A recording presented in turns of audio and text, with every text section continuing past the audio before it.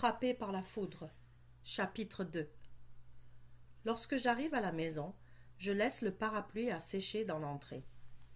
Maman n'est plus sur le sofa où je l'ai laissé, où elle a passé tant de temps ces derniers mois.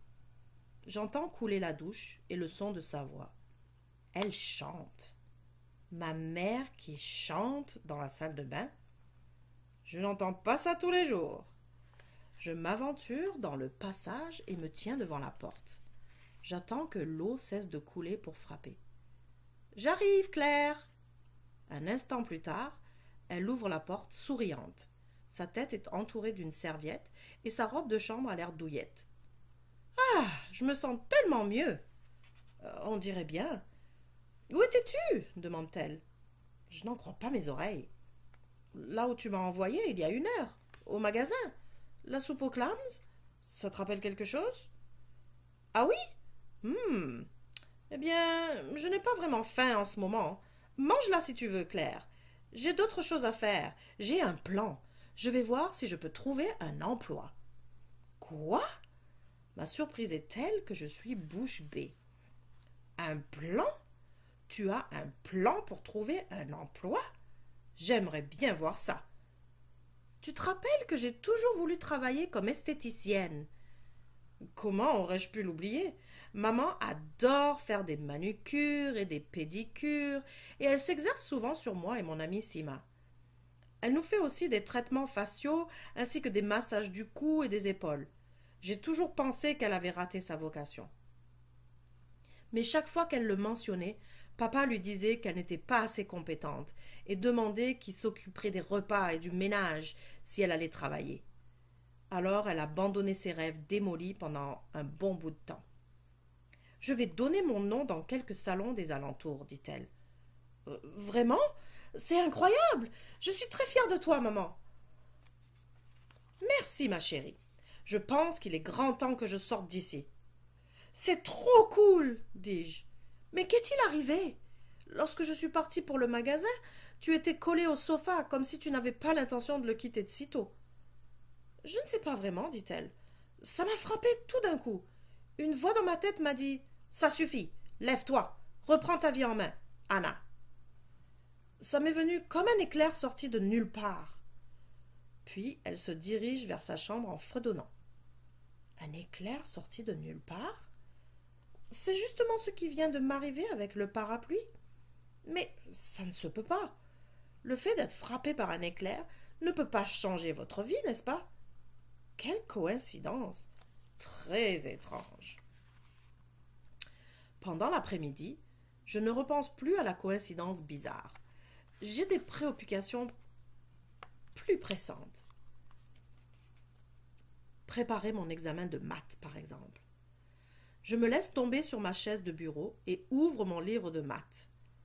J'ouvre une des tablettes de chocolat que je viens d'acheter et croque dedans.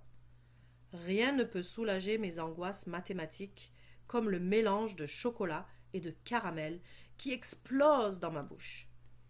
Je regarde fixement le méli-mélo des chiffres et je m'attends à ce que mon cerveau décroche comme d'habitude dès que j'essaie de résoudre le premier problème. Les chiffres, c'est ce que je les méprise. Mais quelque chose est différent. Lorsque je regarde la page, c'est comme si toutes les pièces d'un casse-tête s'organisaient de manière cohérente et tout à coup, je comprends. Je comprends! Je me demande pourquoi tout ça a un sens maintenant. Hein? Je résous chaque problème sans hésiter. Je couvre toute l'unité sans m'arrêter jusqu'à ce que la voix de maman me ramène à la réalité. Elle chante encore. Et moi, je réussis toutes les questions de maths. Avant que je n'ai eu le temps de m'arrêter à cette coïncidence, le téléphone sonne. Je me dépêche de répondre avant ma mère. « Allô? Claire, c'est toi? Ta voix ressemble tellement à celle de ta mère. » Bon, le parfait imbécile. Que peut-il bien vouloir maintenant? « Oh, allô papa, qu'est-ce qu'il y a? »« As-tu aimé notre petit souper sympa de jeudi dernier ?» demande-t-il. Notre petit souper sympa. Ben oui, un burger graisseux avec des frites molles dans un restaurant minute minable. Je vais chez mon père le jeudi après l'école. Je fais mes devoirs assise à la table de la salle à manger, tandis qu'il regarde des reprises de comédie à la télé en buvant quelques bières. Nous commandons toujours une pizza, puis il me ramène à la maison. Il s'imagine maintenant être un héros parce que nous avons mangé au restaurant pour changer. Je ne l'oublierai jamais, lui dis-je d'une voix monotone. Il me semble entendre un petit rire. Est-ce que ta mère est là demande-t-il. Oui, elle est ici. Pourquoi? Parce que je veux lui parler. Pourquoi veux-tu lui parler? Je n'ai pas d'explication à te donner, Claire. Qui c'est, ma chérie? Maman apparaît dans la porte de ma chambre. Elle est habillée pour sortir. Je veux éviter que papa lui dise quelque chose de bête qui entamerait sa bonne humeur. C'est papa. Est-ce que je lui dis que tu te prépares à sortir? Son visage s'illumine. C'est mauvais signe. Je ne veux pas qu'elle commence à espérer une réconciliation, comme chaque fois qu'elle lui parle. Il veut probablement se faire pardonner de ne pas avoir envoyé la pension alimentaire. Elle s'écrase sur le sofa chaque fois qu'il la laisse tomber, c'est-à-dire à tout coup. Il ne tient jamais ses promesses. Non, je vais lui parler, dit-elle. Je passe le téléphone sans dire au revoir. Rick, dit-elle en se retournant vers sa chambre. Comment vas-tu? Sa voix est toute mielleuse. Je ne veux pas entendre le reste de la conversation. Je retourne donc à mes mathématiques. Je réussis encore à résoudre tous les problèmes. Je comprends soudainement les maths, mais rien d'autre ne semble avoir de sens.